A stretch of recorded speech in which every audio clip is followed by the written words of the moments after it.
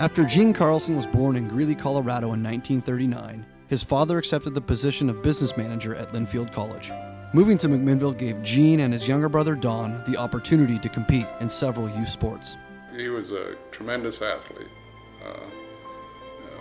My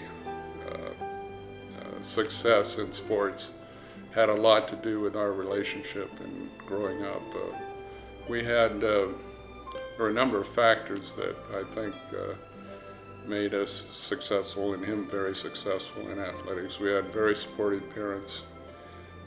We lived in a small community that sports was very important. We had good schools, good teachers and coaches, and plus we had the time. The times were different than now. It was much more innocent time. So Gene was a product of all that. Gene was a funny guy. When I showed up at Mac High, I figured I was about the ugliest kid on campus, and I liked Gene because he was ugly too. Only he was a lot better athlete, and I wanted to be more like Gene Carlson. By the time he was a high school freshman in 1953, Gene had developed into one of the most versatile athletes in his class, excelling in football, basketball, and baseball. Due to his sheer size, the 6-foot Carlson didn't shy away from the physicality of football, made evident by his positions of center on offense and linebacker on defense. As a sophomore, he helped the Grizzlies earn a second-place league finish despite losing 3 of their first 4 games.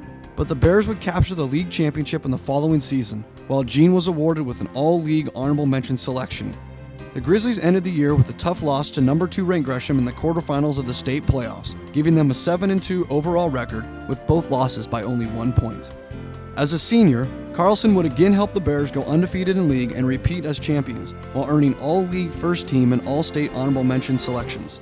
A very successful high school football career came to an end after a 5-point loss to Benson in the quarterfinals of the state playoffs. He was the starter on the football team at center, and I was the old quarterback, so we became, pretty close friends there and as to what we had to do. And because of his agility, he could play any sport and do a good job at it. In baseball, Gene's athleticism and length made him the starting shortstop from his sophomore to his senior seasons, while helping the Bears win 3 straight league championships. As a 6-foot, 6-inch, 200-pound senior, Carlson's versatility allowed him to fill in some as the team's relief pitcher as he earned an all-league first-team selection at shortstop. Gene was very rangy, big and strong, very lengthy, as they say today, and just, played his positions in all sports and took advantage of his size. His size came most handy in basketball, as he gained plenty of valuable playing time on the varsity team as a sophomore. Between coach Ted Wilson and playing alongside all-league center Johnny Westerman, Carlson's skills grew quickly as the Grizzlies finished the season strong with a win over the state's top-ranked Beaverton team to take second in league. They went 2 up and 1 down at districts to barely miss qualifying for the state tournament. In his junior year, Gene moved into the starting center spot and led the team in scoring and rebounding, and the Bears to an 11-3 league record, which was good for another second-place finish. Gene and the Grizzlies ended a great season by qualifying for the state playoffs for the first time in 4 years, while Carlson finished as the league's 8th best scorer and an all-league first team and all-state honorable mention selection. There's one thing he really could do, and that was rebound. We called him the wide body because you weren't going to get around him when he's going to rebound. If the ball's there, he's going to get it down. He was excellent at rebounding and also at scoring. We always looked to him if he was open, we're going to go to Gene because he was excellent on the inside.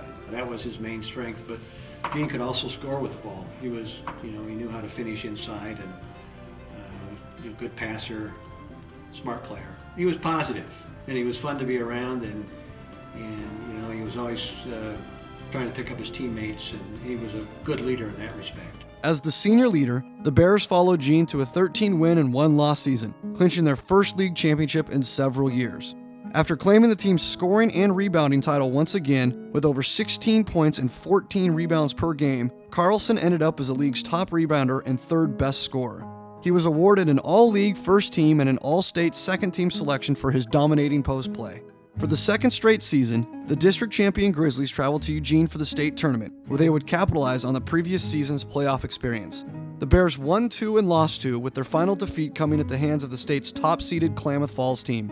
Regardless of the loss, the boys came home from the tournament as the state's 8th best team, while Gene Carlson truly shined as he led the tournament in rebounding.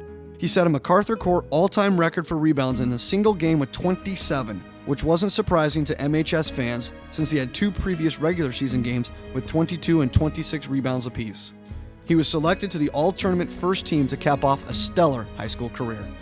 After graduating from MHS in the summer of 1957, Gene stayed in McMinnville to attend Linfield College, where he would continue to pursue all 3 sports. As the center and long snapper in football, Carlson and the Wildcats won 8 out of 9 games in the conference championship in just his freshman season. In his sophomore year, the team would finish in second place as Gene would suffer an unfortunate injury to his knee. Due to an opposing player's chop block which undercut his legs, Gene tore his MCL, ending his football career and keeping him out of basketball that season.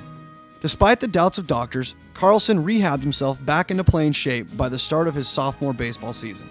He lettered all 4 years in baseball, which was his biggest passion, as Gene contributed at shortstop and developed into one of the team's most reliable pitchers. After a second-place conference finish as a freshman, Carlson led the Wildcats to 3 straight conference championships from his sophomore to senior seasons, finishing up one of the winningest baseball careers someone could ever have. Carlson once again shined brightest in basketball, as he was one of the team's leaders in scoring and rebounding as just a freshman, while the team won the conference championship. Gene may have lost some of his leaping ability after sitting out his sophomore season due to injury, but he didn't lose any determination to dominate the paint as the team's second leading rebounder and third leading scorer in his junior year. He helped Linfield return to the NAIA National Tournament for the second straight season, where they beat their first opponent by 37 points, before falling by only 6 to Willamette in the second round. As a senior, Carlson led the team in rebounds while averaging over 10 points per game while earning an all-conference second-team selection. The Wildcats once again won another conference championship and returned to the NAIA National Tournament. A first-round loss to Grambling in Kansas City ended Gene's stellar basketball career, one that still has his name in Linfield's record books. He is currently 6th all-time in field goal percentage with over 60%, 10th all-time in total rebounds, and 14th in rebounds per game with 8, all in just 3 seasons. As the years went by, he was more and more successful in playing basketball and an integral part of the team. And I wasn't playing basketball. We both went to Linfield, but I used to love to be able to sit in the stands and watch my big brother be successful on the basketball court. Regardless of individual accolades, winning is what Gene Carlson was most proud of. In his 18 varsity sports seasons, his teams captured 14 league or conference championships and finished second in each of the other 4 seasons. With a passion for competition and love for kids, Gene decided to become a high school teacher and coach. He was an assistant coach for Linfield's football and basketball teams while earning his bachelor's degree in chemistry and master's in education. After completing his student teaching at Mac High in 1964, Carlson began a teaching and coaching career that would span over 40 years. His versatility as a professional was clear as he taught chemistry, math, health, and PE, all while coaching football, basketball, golf, and even tennis at several high schools all over Oregon. The highlight of Gene's coaching career came in 1973 when his boys' golf team from Madison High School in Portland won the state championship. Carlson's later years in education were spent as an administrator in various positions, eventually working his way up and becoming a superintendent. He stayed involved in athletics by spending 11 years as the assistant director of Perry Sports Camp and even coached 1 season of varsity boys basketball at Condon High School in 2004 as the district superintendent. Retired since 2008, he and wife Amber now call Sisters home, where Gene remains active with gardening, volunteering at his church, and participating in youth sports. He was a great older brother to have because he taught me a lot of stuff, and he was a big part of my life. And we were very successful. His class was very successful. He was successful in representing McMinnville High School, and I think he's totally deserving of the award.